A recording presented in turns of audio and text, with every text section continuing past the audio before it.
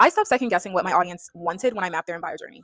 So you want for your customer journey to feel like a surprise to them, but it should absolutely not be a surprise to you. You should be able to guess, or rather, you should actually know what is going to happen to a customer or a client when they come in touch with you at every step along the way of their buyer's journey.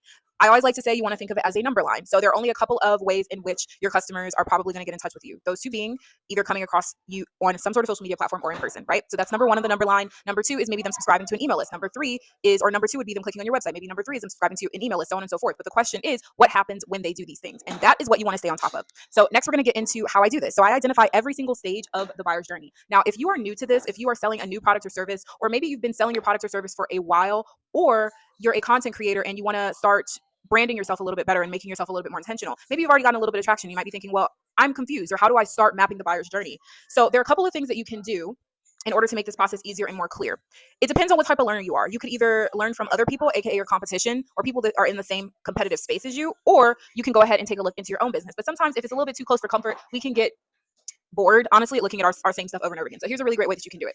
What you want to do is you want to go to a brand that is in a similar competitive space. And remember, whether you are a product, a service, or a content creator, or a mixture of all three, you are a brand. So you want to look at yourself that way. So you want to look at someone who's in a similar space to you. Let's say a skincare line. You're going to go to that skincare line. You do need to make sure that they have a solid customer base, that they have a solid following, they have a professional looking website, that they have reviews. They need to have all of the things that make them look legitimate. What you're going to do is you are going to start interacting with this brand. You're going to start commenting on their posts. You're going to start liking their posts. You're going to DM them. You're going to see how do they respond to you when you do these things. This is an excellent way of doing research and development on a buyer's journey and mapping out a buyer's journey without you having to do it from scratch. So you're actually going to be able to see, okay, what happens when I comment on their Instagram post? What happens when I save a video? Then what you're going to do is you're going to click the link in their bio and you're going to go to their website. You're going to go to their website. You're going to take a look at their website. You're going to see what things can you do for free or very, very low cost. So we're going to start with free. You're going to subscribe to their email list and you're going to subscribe to their SMS message. And you're going to see, what do they offer you? Are they offering you information? Are they offering you a discount? Are they offering you entryway into some sort of exclusive like newsletter where you get different, skincare tips, whatever the case may be? You're going to see what is given to you in response. The next thing that you're going to do is you are going to add a product to cart.